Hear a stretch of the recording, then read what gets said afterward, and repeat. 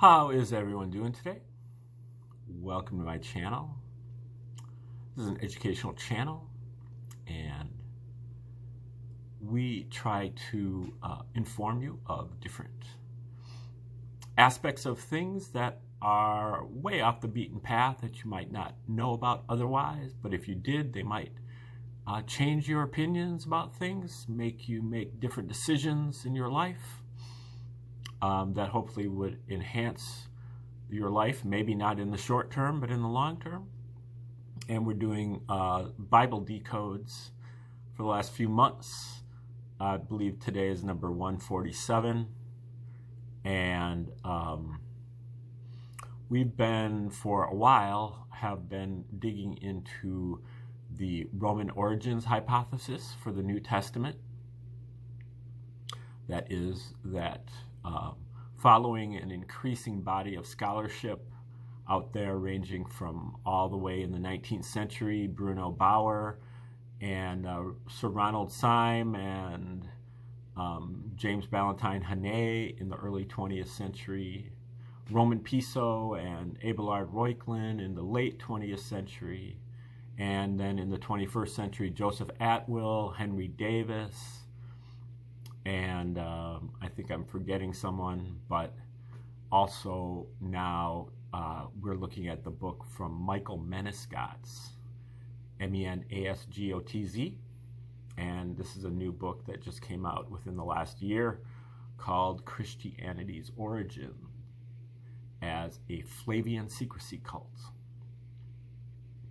And the Flavians are a dynasty of Caesars that ruled the Roman Empire from 69 until 96 AD.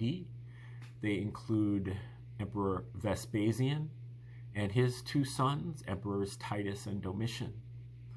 And the theory basically goes that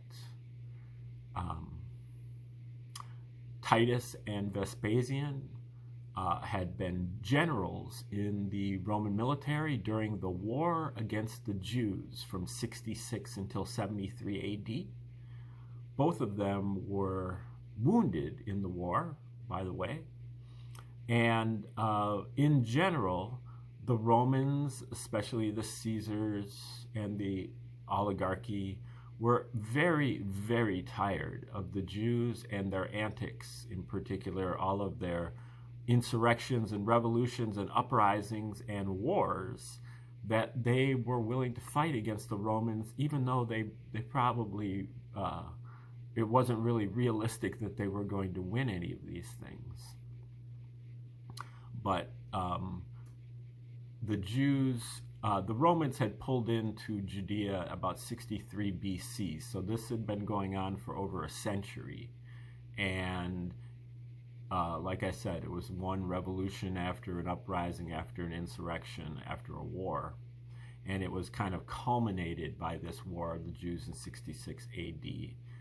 And, you know, the Jews believed in a monotheistic God who was jealous and zealous, and who called his flock the chosen people, leading to a lot of xenophobia and separatism, although one author that I'm looking at says that their xenophobia was maybe overstated, but they were, you know, their God had obsessive compulsive disorder and also a strong addiction to burning animal fat, and so they had a long list of rituals and strictures that they had to comply with, including circumcision and kosher food laws, sanitary laws, and animal sacrifice laws,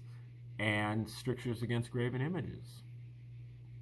And these were all leading to high maintenance for the Romans. The Romans wanted to put a statue of Caesar in their temple, but the Romans were tolerant of their religion. They tried to absorb all religions, and the Jews did not want to do that, and they were willing to die in order to support their their beliefs and their rituals. The Jews were the Romans were more than happy to kill them, but it took a toll on the Romans in terms of resources.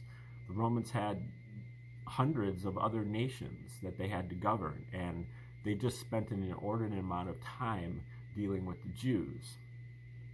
And so Titus and Vespasian, after this war ended, came up with a scheme, a psychological operation in order to mellow out the Jews, to tame them or domesticate them or prune them. These are all words that they used. Don't think they used the word mellow out, but that was the general sentiment. And so they took advantage of the fact that the Jews were waiting for a Messiah. The Messiah that they were waiting for was a military commander who was going to come in and help them throw out the Romans. And to a great extent, maybe 3 candidates of that Messiah emerged here in 66 AD. Eleazar, Simon, and John helped the Jews kick out the Roman representatives called the Herods that were ruling in Jerusalem. The Herods fled back to Rome. Emperor Nero sent in General Vespasian to put down the revolt, which he was unable to do. And he eventually became the new emperor. And when he became the new emperor, he appointed his son Titus to deal with the uprising in Judea. All in all, it lasted like 7 years. Each of them were there for about 3.5 years. And so when they were done, they wrote a story about a Jewish Messiah who instead was a Prince of Peace and believed in rendering unto Caesar what is Caesar's, walking an extra mile with the Roman soldiers' pack, turning the other cheek to oppression, believing and saying that the Roman slave owner has the greatest faith in all of Israel, and imploring his God to forgive the Romans, for they know not what they do. While at the very same time, he is going outside the Jewish temple and overturning the tables of the Jewish money changers, changing out, graven images, Roman money for kosher Jewish money, so that they could bring it into the temple for the offering, and disrupting the business of the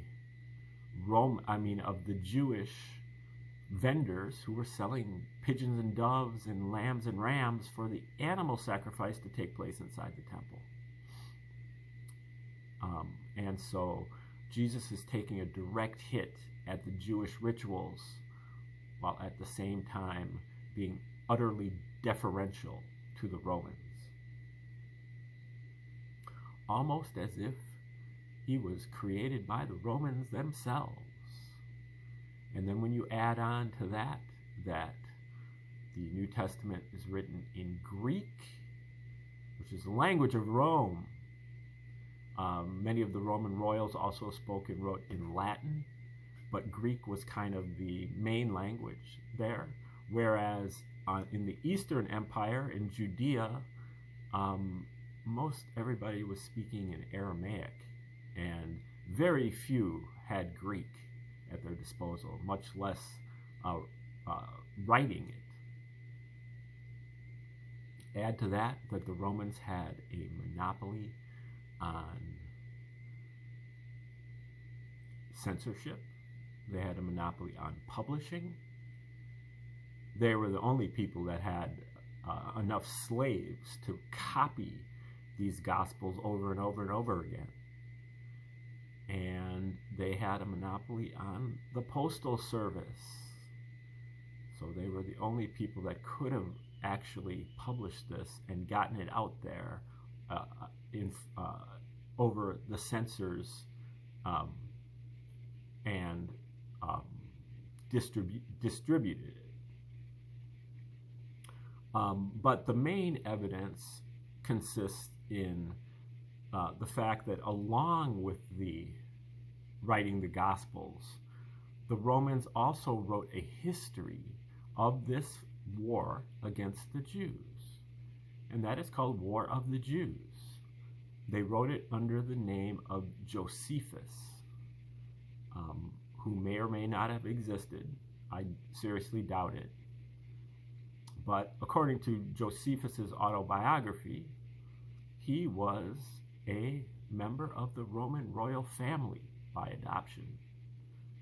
And he resided at Caesar's palace in a townhouse at Rome and was appointed as the court historian, and again adopted by Vespasian to be in his family. He was known as Flavius Josephus of the Flavian dynasty. And so, and Emperor Titus was a strong endorser of Josephus's 7-volume history of the War of the Jews. But if you read War of the Jews, you will get an unmistakable sense that I've seen some of this before, because there are so many parallels between War of the Jews and the Gospels that is impossible to miss. Many of the different parallels have themes. One theme is that Jesus, now they backdated the story of Jesus by 40 plus years. So they set the story of Jesus back in the 30s, whereas they set the story of Titus, or the story of the Jewish war, in the 60s and 70s. Titus got there in 70 AD, and Jesus started his 3-year ministry in Judea in 30 AD. And Titus started his 3-year military campaign in Judea in 70 AD. Every place that Titus goes, documented by Josephus in his military campaign, those are all the same places that Jesus goes, in the same order. And all of the adventures, battles, and different hardships that the Roman army faced under Titus were echoed by Jesus in parallel, like conceptually parallel, not exactly the same events, because one is a military campaign and the other is a religious campaign, but they have parallel events conceptually or typologically, and the events are all set apart by exactly 40 years. So the historical military campaign of Titus is echoed by the 3-year ministry of Jesus. But that's not the only set of parallels. Also, many of the prophecies that Jesus makes in the New Testament are fulfilled in the pages of Josephus, particularly by Titus, which then makes Titus the second coming of Jesus, which was recognized by many of the ancients. Many of the sects of Christianity had Josephus as one of their canonical books in their Bible. And even today, the preterist sect has Josephus as part of their Bible. And many of them got rid of it once they realized that what this does is it makes Titus the second coming of Jesus. But there are many other parallels. Another theme is what's called the woe saying Jesus. I believe it's Luke chapter 11, although don't quote me on that.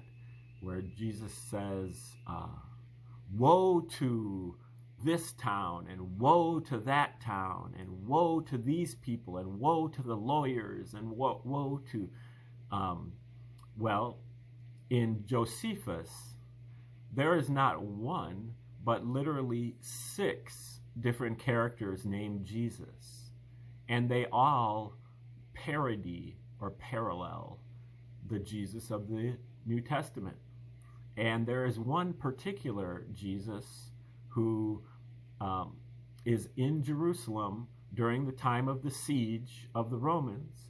And for 7 years, he would be constantly saying, woe to this and woe to that and woe to this. Joseph Atwell calls him the woe-saying Jesus.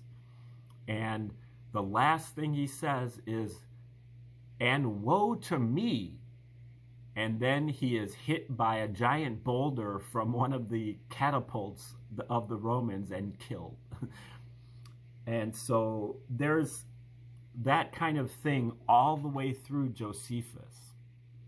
Menescot's focuses on the book of Luke, and he looks for parallels between War of the Jews and the book of Luke. He found an astounding 250 plus parallels. That's over 10 per chapter. That's over 1 every 5 verses of Luke that have, and many of them go on for several verses. So, in other words, the book of Luke is pretty much saturated with parallels from War of the Jews. Many of the parallels are, kind of offhand and just, they are there, but they're not really notable.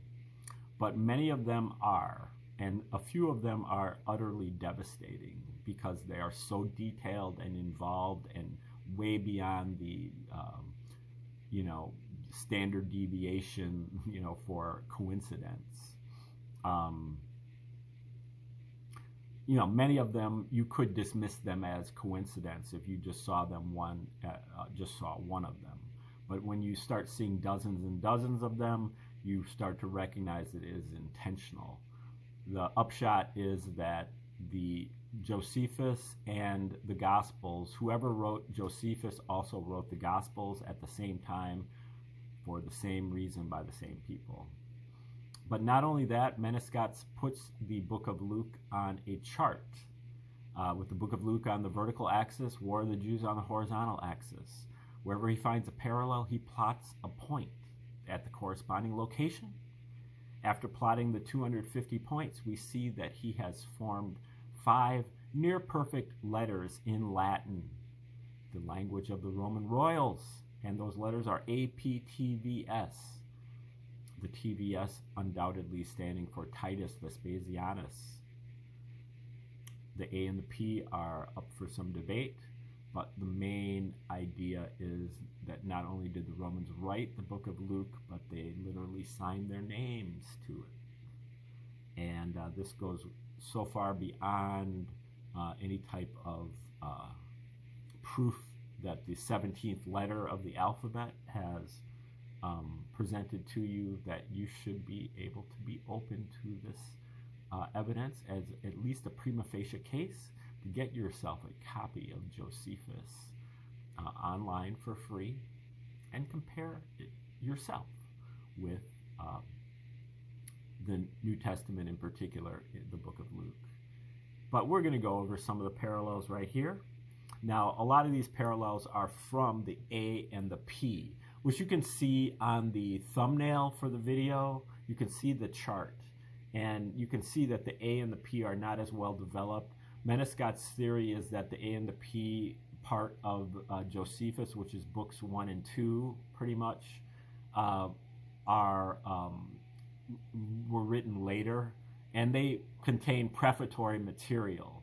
Like, it doesn't until really book 3 or the T that we get up to like 66 AD, the time period of the subject matter of the book, the War of the Jews. The first 2 books go all the way back to like 150 BC, and kind of work their way up, giving you the context and some of the history, but not actually, the subject matter of the book. So he's thinking that they were put together by maybe a later emperor or something. And the parallels are not nearly as strong. They look like they are slapped together compared to the detailed and sometimes brilliant parallels. Brilliant in a very evil way, because the parallels are mainly mean-spirited ridiculing and mocking of the Jews or anybody who believes this. So as a Christian, keep in mind that if the Romans wrote this, they are mocking you, and they are among the worst people that have ever lived on this planet. They were degenerate perverts, and they were violent tyrants. Okay, this is Jewish War 239, Book 2, Chapter 4, Paragraph 3. A certain shepherd and his soul a certain shepherd called Anthrongius, whose great strength and his soul that despised death qualified him to be king. He acted like a king and put on the diadem, the crown, and ventured to make himself into a king, and overran the country, and although he fought the Romans, no Jew escaped him. And he had 4 unnamed brethren resembling himself, who were like generals to him. So we had 5 in total, 5 brothers. This is matched up with Luke 23 and 24, several different verses at the end of Luke. 23:33, and Jesus was crucified, whilst Barabbas was imprisoned but not crucified. And behold, there was a man named Joseph, a counselor, and he was a good man, and Joseph went to Pilate and took Jesus' body. And behold, 2 of them, this is Luke 24:13, and behold, 2 of them went to a village called Emmaus, which was from Jerusalem about 60 furlongs. And while they reasoned, Jesus himself drew near and went with them. I don't really see many parallels there at all. I see King of the Jews and surviving death, and let's see what he has to say. Let's turn the page and see if there's any analysis. This, again, he admits that these parallels are very weak, but I struggle to see any parallel at all there. I mean, very minor. I don't even know if that's even enough to put a dot there. It's so kind of tangential. Okay, well, let's see what the next one is. This man attacked Roman troops at Emmaus. Okay, now he brings up Emmaus, so that's another parallel there. I don't know, maybe I was supposed to read this part before I read the part from Luke, because it is on a different page. So, this man attacked Roman troops at Emmaus, and his men slew Arius with 40 of his men. Of the 5 brethren, 3 were subdued and 1 surrendered, and this was their end.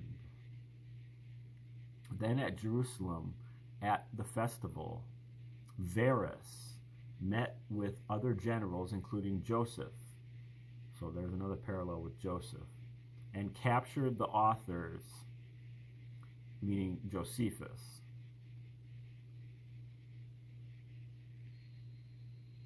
Oh, maybe the authors of the revolt? He says that this refers to this other character named Jesus Shaphat. who's one of the 6 Jesuses in War of the Jews, and captured the authors of the revolt, putting those of least concern into custody. But the guiltiest of them were crucified, who numbered about 2,000. Okay, so now reading that part definitely creates a parallel there. Not super strong, but absolutely there. Okay, the next parallel is Jewish War 258, Book 2, Chapter 8, Paragraph 9. Regarding the Essenes, on the Sabbath they are not allowed to even remove a vessel to relieve themselves into it. On other days, they will dig a small pit with a hatchet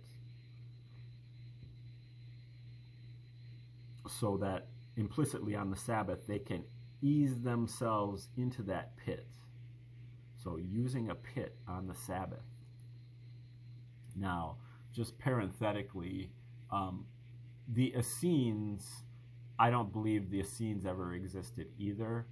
The only people that have ever mentioned the Essenes are Josephus, Philo, and I believe Pliny the Younger, all of whom were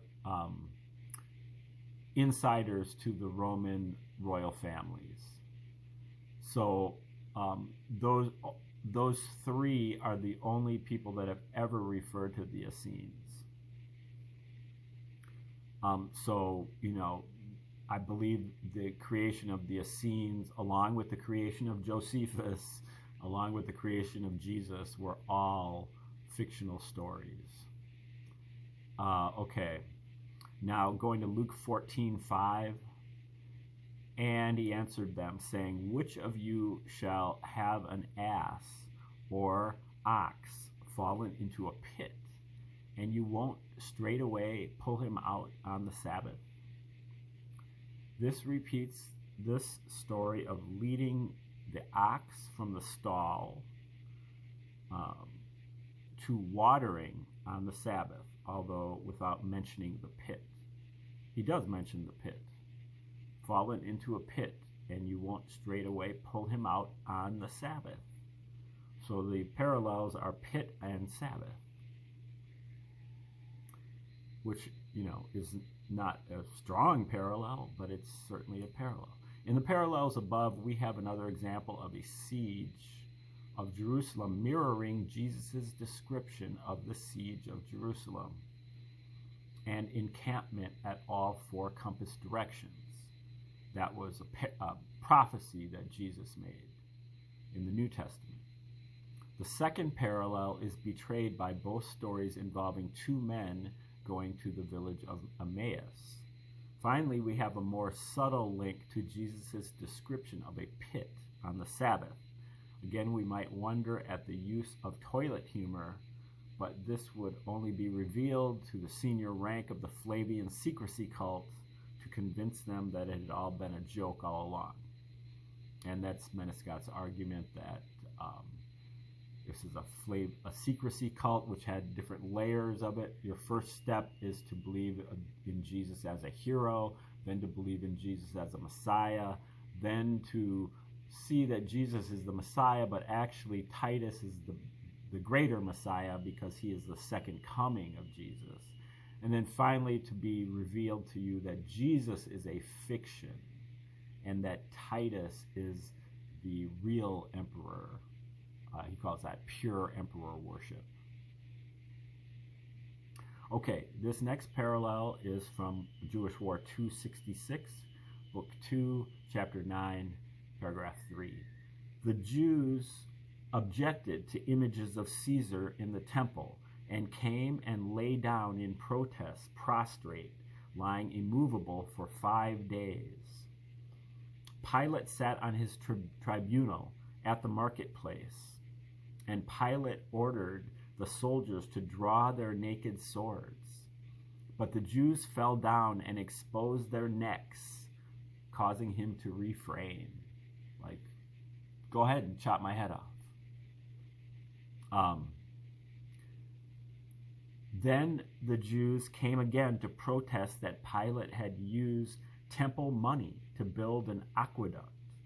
But Pilate ordered the soldiers not to use swords, but to instead use their staves to beat the Jews. And Josephus' other book, called Jewish Antiquities, expands on this by saying that the soldiers went beyond his orders and a great many were slain, meaning that they went beyond what Pilate wanted them to do. And about this time there was a wise man, Jesus, called the Christ, who Pilate condemned. And after this Jewish war describes the next emperor, Gaius Caligula, as taking himself to be a god. Okay, now this is matched up with Luke, and so this is the part that Christians always cite. Josephus corroborates the existence of Jesus, called the Christ, here in Jewish War, Book 2, Chapter 9, Paragraph 4. But Christians won't dig into Josephus and see what it really says, because as you can see, the writings of Josephus are very, very strong evidence against the existence of Jesus.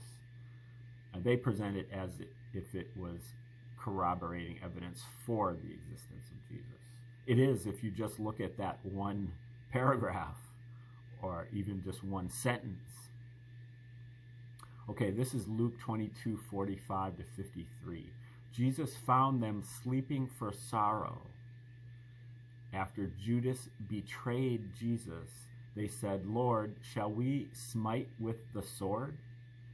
And one cut off the high priest's ear.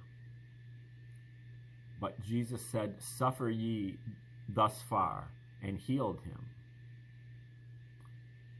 And Jesus said, "Do you come out with swords and staves? Ye stretched forth no hands against me." And he also cites Luke 13:1.